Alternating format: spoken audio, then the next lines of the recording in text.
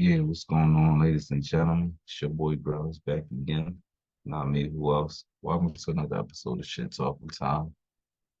Um, got a couple interesting topics to talk about today. Shout out to my man, been a long journey, long journey. Um, yesterday LeBron came out. I say yesterday, I'm not sure. But he hit that 20-year mark, you know. Definitely congratulations to the brother. Um, I remember sitting at my man basement watching the first game this boy ever played. And I remember like my man, I'm watching it, John. I said, damn, we fucking these niggas up. I'm like, whoa. He's like, man, that's the boy LeBron James. I'm like, LeBron James? Fuck is LeBron James? I said, oh, that's that nigga that was on front of the newspaper for big ass earrings. He took the Hummer or something. He wasn't supposed to have got the car or some shit. I remember he tried to build some scandal around him when he first came out, but he was on front of the Philadelphia Inquirer about, the shit with him taking a drug, trying to tell why he was ineligible for the NBA draft, all that shit, yada yada. But, you know, uh, he came out about that and he made it. So I'm saying, watching the game, I'm like, this boy, nice. I'm like, nigga, I ain't seen Cleveland on TV. God knows how long. So it was definitely kind of weird to see Cleveland on TV, but it's like this boy wilding out this joint. He dunking on niggas left and right. He tripping. He was a one-man team. So time progress on. I didn't really care too much about the losses. I'm like, man, listen, this boy, he was exciting to watch. He made ratings go up in Cleveland. Like cats wanted to see that boy play, and he showed out. Every game he showed out. And it's like I just watched him get better, better throughout the time. Like for instance, I remember like the second and third season he was in the game, they kept he used to do this freak shit, pause. And I was like, yo, am I the only one that see this? And my man was like, yeah, you on some high shit, nigga, man. So one day the game was about to come on, and the announcer was like, yo, man, I don't know how he does that trick he does, man. It's like he's a magician, man. How that guy gets down the court. So they had a special on before the game called Sports Science, where they was breaking down, wingspans and stuff like that. And the scientist boy was like, I can't explain how that guy does what he does. He said, we analyzed the video. It's like the bull he takes three steps in one. And I'm like, yo, they showed it. The man got from out of bounds to under the other end of the court in like 6 steps. That's a hell of a stride. That's how he was able to hawk them niggas down and pin they shit to the backboard. Go look back at some of them plays. Them cats was damn near at the free throw line. My man was back past half court and still was hawking them down. I never seen nobody do that. So yeah, shit, right in the crowd. It's like that was his thing. That's what got him popping. Also, with me, it's like he was like the first all around player to make. Remember, point guards ain't do too much. We score. Play a little bit of D, get a couple steals, but we score. He scored, he defended, blocks, assists, threes. Like he is nothing that he couldn't do. That's why I used to always say back then, yo, this bull is a fucking freak of nature. And then when I started to see how he very rarely got hurt, and then that's when I started looking more and more into him, how he was bringing on, off season conditioning, and, how he was treating his body when they off season and during season. I said, oh, this boy's serious. made me feel like them Klitschko brothers in boxing. Like, oh, this boy trying to, turn himself into a human cyborg without the machines. He just pure. I remember one interview, he was like, "Yeah, I don't drink alcohol, man. I might just have a red wine once in a blue moon." I'm like, "Damn, once in a blue moon." I got to have one of these once a show, sometimes twice a show. But with discipline, he always was real disciplined. Never really, he like with him, he the person that showed me to care about your name. You never see no smut on it. LeBron with the he did with some gay shit. He caught up with this thought, this little bopper. No, you don't hear none of that. No, none of the sort. Class, elegance, and a lot of cats back then expected that type of nut shit from him because he came from a poor kid from Akron. And I mean, a lot of times people get caught up on that. Who's better, Jordan, LeBron, Jordan, LeBron, Jordan, LeBron? I mean, at the end of the day, LeBron came up poor, single mom. Jordan came up, both parents had a little bit of paper, all that shit. And look at all the scandal and everything he done been doing his career. Look at all the things he done. See what I'm saying? LeBron came up dirt poor, single mom, and that man did everything the right way. And I mean, that's a prime example. Don't judge a book by its cover. And to me, that's the reason why I say that LeBron James is better. That's the reason why he is my favorite player. Not only that, you know, I I knew the whole story before it became a whole special, and I know about his homeboys. I hate to say it like that, running his life, but I, I I I knew the story already about how he put all his homies in position, to be able to do shit. Honey, you manage this, you manage that, you do this, you do that, you do this, to where all his dedicated homeboys ain't none of them out here begging. None of them out here on podcasts is talking bad about it on the news. Oh man, that's how you supposed to do niggas, man. And I mean, I'm sorry to say, man, that boy did everything right from day one to the present day. And that's the reason why niggas should really, really fuck with that boy. Man, fuck all that. I mean, the basketball shit, you want to take that. But with Jordan scumbag ways, nigga, I'll take a ring every scumbag way. He might not have none left. Just saying. These people ain't perfect. But as far as all the rest of them, LeBron is the closest one. He ain't got no rape scandals, um, no money trouble, um, nothing. You can't find anything goofy to sort of associate with that man other than that man was a stand-up father and a hell of a basketball player and made some very good business decisions. And my homeboy said the other day to me, caught my attention. He was like, "Bro, you know why LeBron's such a great man?" He said, "Go do the research and look how he take these pay cuts for cats to stay on teams, for cats to come to teams." Now I remember he did something like that in Miami. And I mean, even at that time, I mean, I know the business side. So, that man make way more money off the court than he do on the court. So the little couple mil, I know he wasn't gonna miss that. But it's just the unselfishness.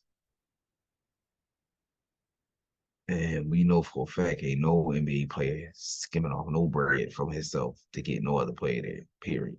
No, nigga, that's my contract. I need my money. They not thinking of a few $1,000,000 builds in unity, a bigger team, put more fans in the seats, give you a better chance of winning the chip. Like they don't think about that. And I mean, he was never selfish. Was looking at it as a cis collar. So never was a selfish man. But I just wanted to dedicate my man his own show. You know, I can't show you, man. I got my virtual screen, but I got tons of LeBrons. Matter of fact, I'll show y'all just one page just to show you how much of a fan I am. Only way you gonna see one of these, and now these is original. Look, I'm gonna show you how you know they're original. You see that? That's because these are the original puffs, OGs. Yeah, store those on the luck, but you know it is what it is, and that's just how much of a fan I am. I have tons of them. And I mean, of course, as we know, I got over 60 some pairs of Jordans, so I'll get it fucked up. We ain't gonna get there. But that's just the show. I mean, another funny thing about LeBron that I love when he came out, um, sneakerheads should know a lot of these sneaks is semi created off a mold of a player's foot.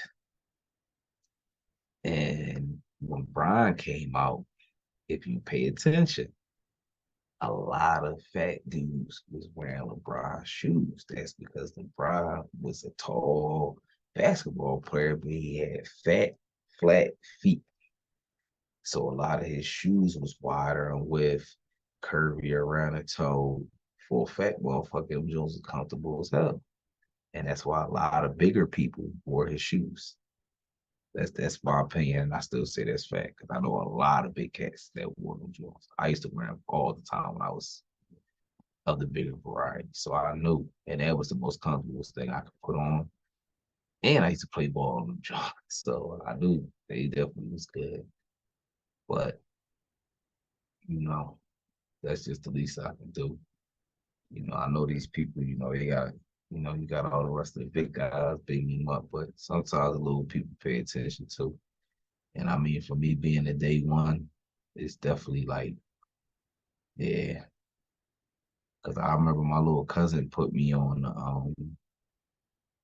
the little documentary. I think it was More Than a Game, the Joe where Drake, first came out. When my little cousin, I'm like, oh, it's the bull. I'm like, yeah, it's my man. So when I got to watch the story, how he came up, stuff like that, his friends, I was like, yo, that's a third bull.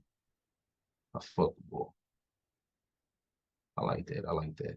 And then I started watching, seeing how the things he was doing, how he was moving, how he was carrying himself. I said, yeah, man, this is gonna be one of the next greats for sure.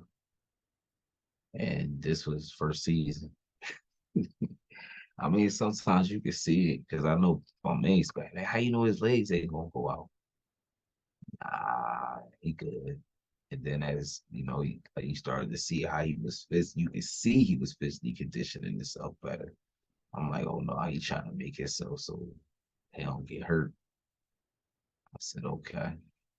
But you know, I'm gonna give my prediction off of the performances I have seen this year. I'm gonna say that we might get another.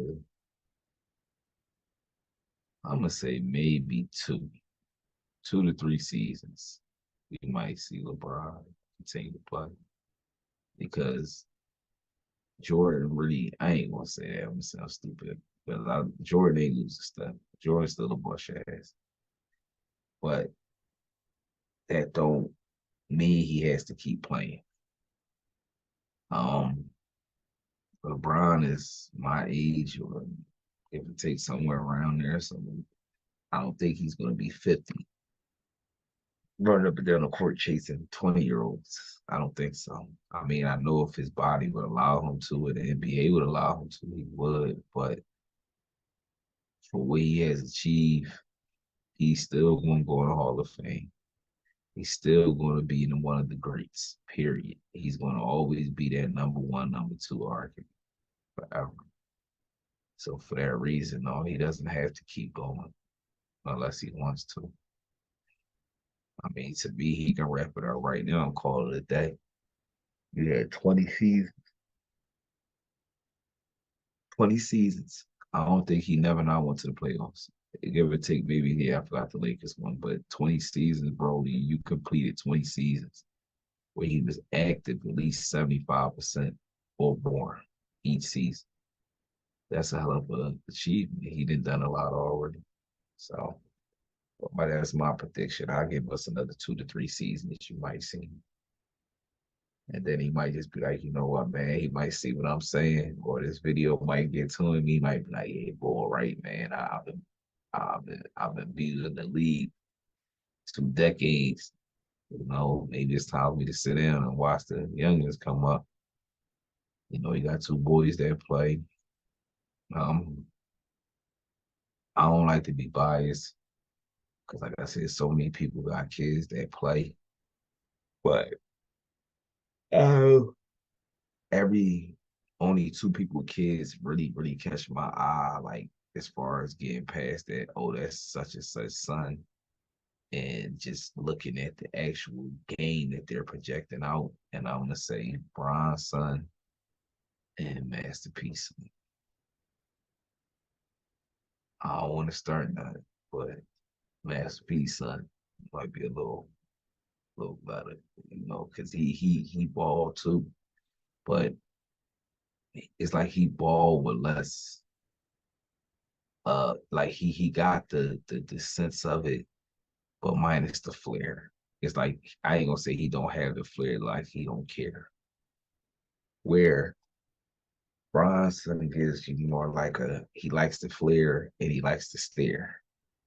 And we all know flair and stare normally cause mistakes, but hopefully Pops worked that out before time come along. But discipline is everything. And I mean, I hope, you could teach the same discipline you had. It's kind of hard, but if you can pass on that discipline, that'd definitely be real key in young boy career. And that it getting past the door just because he's his son.